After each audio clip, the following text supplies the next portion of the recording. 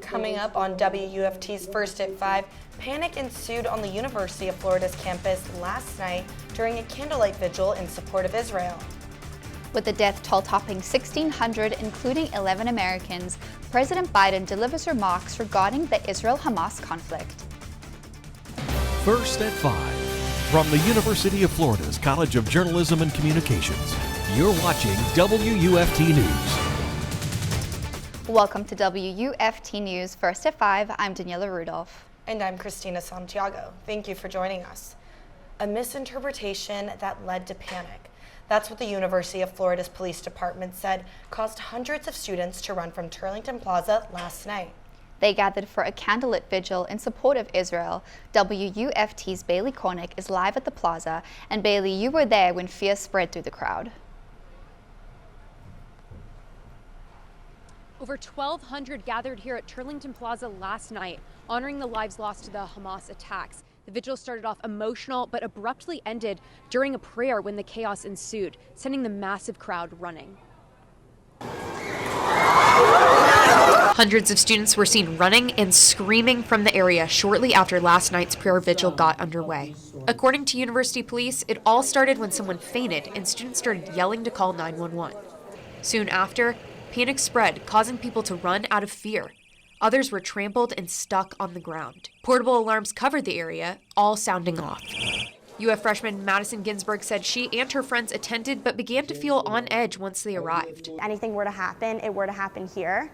And although the ceremony was very beautiful, it just there was just an uneasy feeling in the crowd that something could go wrong. In a media release, Chief Linda Korinek said, "We have no reason to believe that there was malicious intent behind this incident.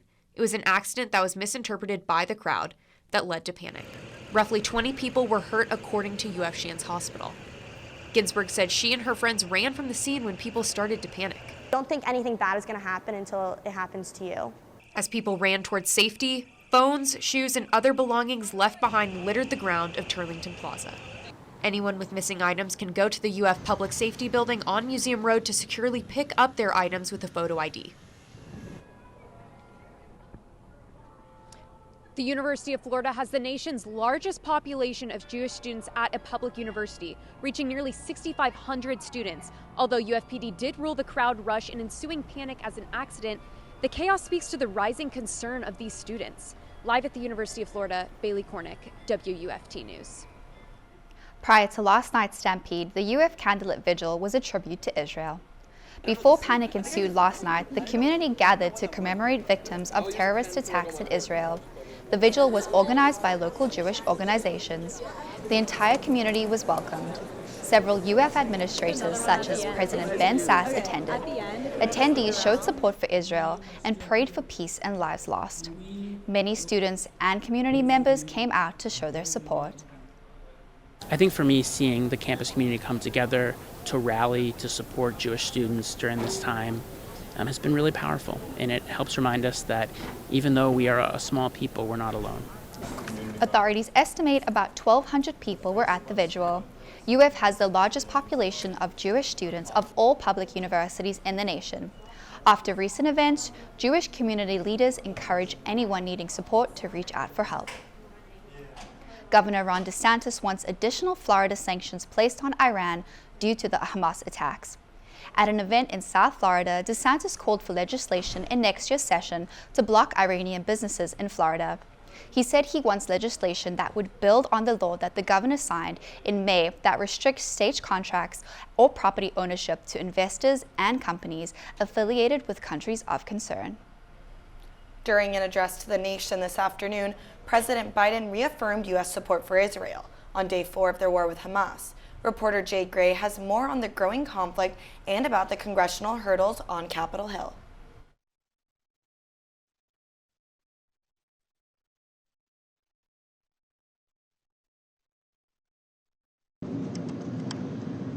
With explosions rattling neighborhoods, the skies between Israel and Gaza filled with rockets, President Biden addresses the nation, leaving no question about where the U.S. stands in this war. In this moment, we must be crystal clear.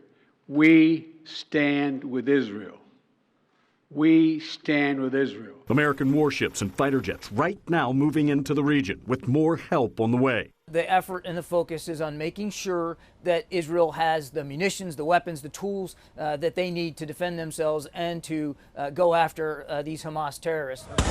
But funding and full-scale support can't come without congressional approval, and that won't happen until the House elects a new speaker. But if we don't have a speaker, we can't put anything on the floor, and we're paralyzed. The Republicans campaigning for the job, Jim Jordan and Steve Scalise, continue to meet with members, various GOP voting blocs, and state delegations looking to win support. 2 young women, 3 other young men.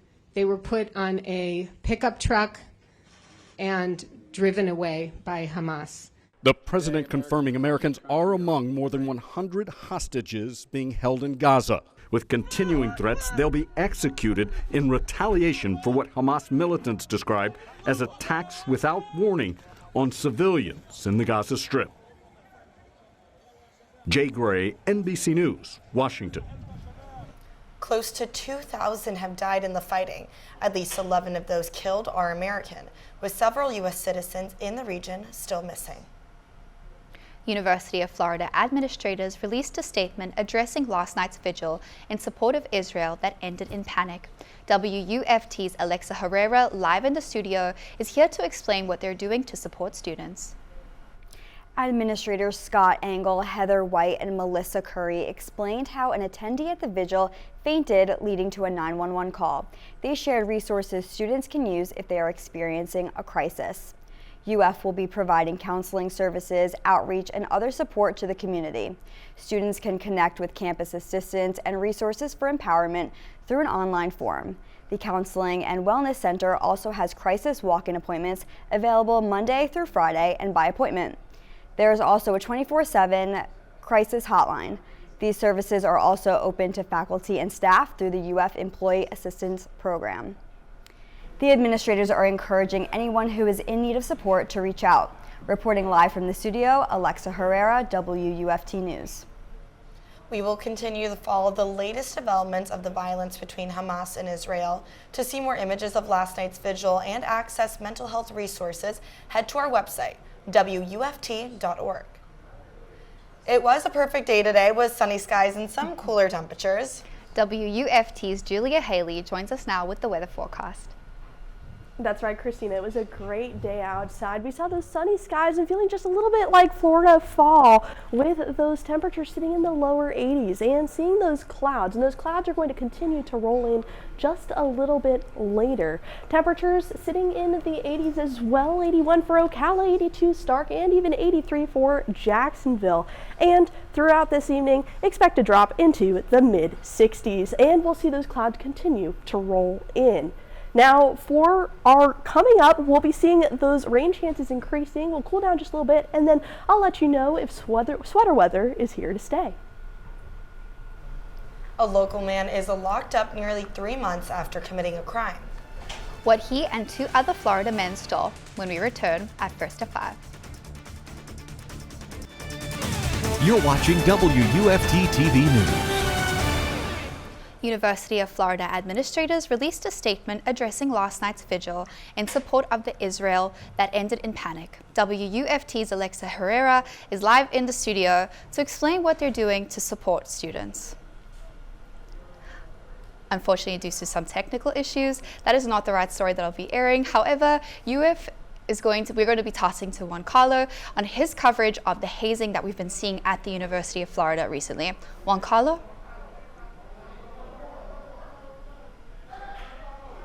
Recently, I reached out to the university's Public Affairs Division regarding the hazing incident. The university is currently investigating the allegations, stating, quote, "Hazing is unequivocally prohibited at the University of Florida. It is a behavior that is inconsistent with the institution's core values and will not be tolerated." It also states UF will hold any organization or individuals responsible for hazing accountable, with sanctions ranging from the loss of university privileges to expulsion. We spoke with one student who expressed his concern about hazing on campus. It's very scary. Yeah, I have no idea why anyone would want to do that and would see the reward of joining the fraternity over hazing. It's something that you're risking your life with, and multiple people have been killed because of hazing. According to a StopHazing.org study, 55% of college students involved in clubs, teams, and organizations experience hazing. Live in the newsroom, Juan Chaoui, WUFT News. Thanks, Juan. A White Spring man is behind bars after police say he was among a trio of suspects who stole an ATM and utility truck. Lake City Police Department arrested Devin Cribbs on Monday, and he was booked into the Hamilton County Jail. Investigators say back in July, 3 men stole from the ATM from the Emeritus Bank drive-thru on US Highway 90 in Lake City. It was also reported that the men stole a white utility truck from Madison County and used the vehicle to make the other theft and escape. 2 other men connected with the theft were arrested in August. The Alachua County Sheriff's Department is issuing a warning against scammers. Officials are asking residents to hang up on the phone on scammers posing as deputies asking for money, usually via gift card. The sheriff's office wants you to know that they will never call you demanding money over the phone. Neither will any professional law enforcement agency. Environmental issues are rising to the forefront of discussion in Florida. One regional organization dedicated to sustainability held a statewide forum today, bringing landowners and environmentalists together. The 2-day Florida Forests and Water Forum began at the Roland T. Stone Learning Center in Gainesville. The Southeastern Partnership for Forests and Water organized the event to create conversation about clean water supply. 10 representatives of state organizations were invited to speak, including Florida Forest Service and Gainesville Regional Utilities, seeking solutions to how property owners can ensure access to safe drinking water were the main topics of discussion. Sustainability experts say effective land management efforts and community collaboration is key. These partnerships are good because you do get such a large variety of people, each with their own ideas, and it's only when you put all those ideas together that you can make some progress. The forum will continue tomorrow, where attendees will finalize goals to ensure clean water supply. It's safe for neighbors in Stark to drink water again. The city announced the water samples passed the test, showing that the water is safe to drink. The city was under a boil water notice since this weekend after a malfunction at a plant Friday left the entire city without water. The 45-minute outage shut down schools for the day. You know, I had the chance to pull out my sweater these past few days, but I hear that there's going to be some rain. Julia, do I have to pull out my raincoat this week? You know the 2 things you need for this week? Rain jacket and an umbrella. And I'll tell you more about those showers hour by hour after the break.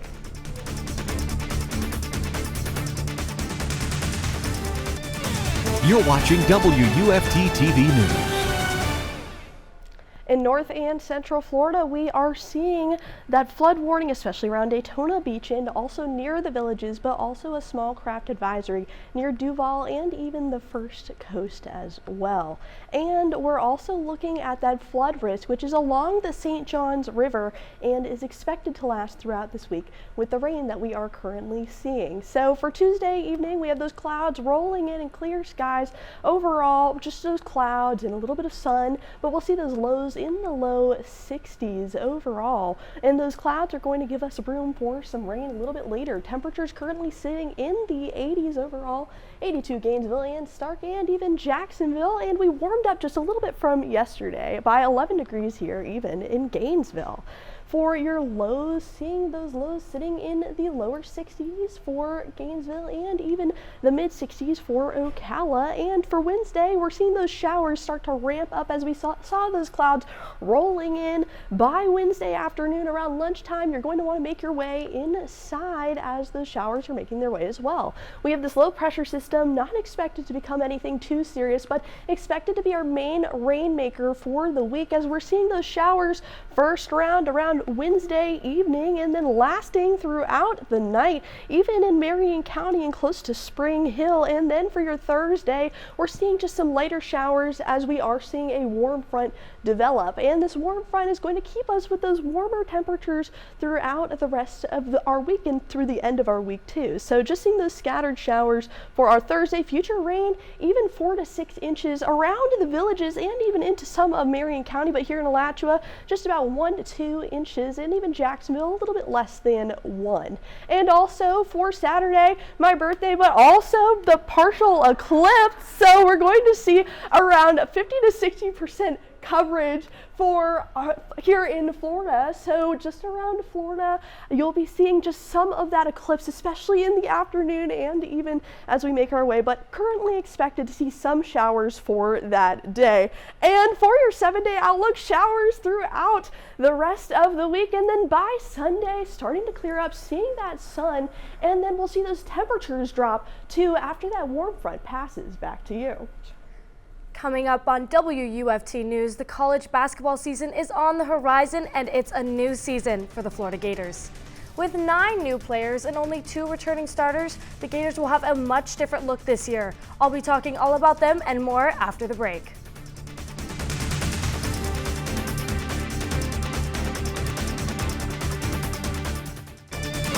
You're watching WUFT-TV News. Welcome into sports. I'm Madison Walker. The college men's basketball season is rapidly approaching, and the Florida Gators are polishing things up with their season opener against Loyola Maryland coming up. The Gators have been practicing hard, and the competition has been fierce, as players both new and old battle for playing time. Florida has 9 new players on their roster this year, with Will Richard and Riley Kugel being the only 2 returning starters. Despite so many new names and faces, the team feels well gelled and excited to play as the season approaches. Florida big man Micah Hanlogton says that the new players add an extra level of depth to the team. We're going to be very deep this year. We have a lot of good players, a lot of starting caliber players that obviously we only have 5 spots that can start. And so no matter who's in the starting rotation, I think that we're going to have a lot of players that are going to rotate, get major minutes and play. The Gators will continue to polish things up with their season opener 4 weeks away. Meanwhile, Gator football is back in the win column, and they have yet to lose this year at home. However, they've never won on the road, and that's where they'll be headed as they face South Carolina in Columbia. Florida looked dominant in their 38-14 homecoming win over Vanderbilt, but now they'll have to face their demons as they head on the road to face the Gamecocks. While the Gators defeated South Carolina at home last season, Florida has struggled away from home. The Gators average less than 13 points in games they haven't played in the Swamp. Florida receiver Ricky Pearsall says the team knows they haven't played well on the road, and they have emphasized that in the locker room leading up to this matchup. We know best that we haven't been playing our best ball on the road, so continuing to, nail that into all the guys' heads, and, everything's got to be even more detailed throughout this week heading into that environment. The Gators will look for their first win away from the Swamp this Saturday at 3:30. Believe it or not, Gator softball is back tomorrow night. That's right, Florida will host St. Leo tomorrow night in their first 5 fall exhibition games. The Gators are looking for another strong year after finishing last season with a 49-19 record. Meanwhile, the Lions finished 43-12 with only 7 conference losses. First pitch for this game is scheduled for 6:30 p.m. Former Gator wide receiver Van Jefferson has been traded from the Los Angeles Rams to the Atlanta Falcons. And the NHL begins their regular season tonight, with the Tampa Bay Lightning hosting the Predators to open up the season. That's it for sports. I'm Madison Walker. Gainesville Police Department celebrated the birthday of a future officer last night. 8-year-old Xavier says he hopes to become a police officer one day. GPD shared this video to its Facebook page, where officers lined up in their patrol cars to wish young Xavier a very happy birthday. As you can see, some gave him gifts like stuffed animals, others drove by with sirens blaring. GPD says that one day it hopes to see Xavier in a GPD uniform. Before we go, let's go to Julia to have one last look at our forecast. We're seeing those rain chances increase throughout Wednesday and into Thursday, but we're also seeing those temperatures warm up, so you do want to have your rain jacket instead of a sweater with you. And also, we're seeing that sun make its way around the weekend as well, with those highs sitting in almost the 90s on Saturday, and then dropping once again, with those lows sitting in almost the mid-50s. Back to you. Thanks, Julia. The BBC World News is next, and the PBS News Hour is coming up at 7. But your Florida news is always on at WUFT.org. Have a good night.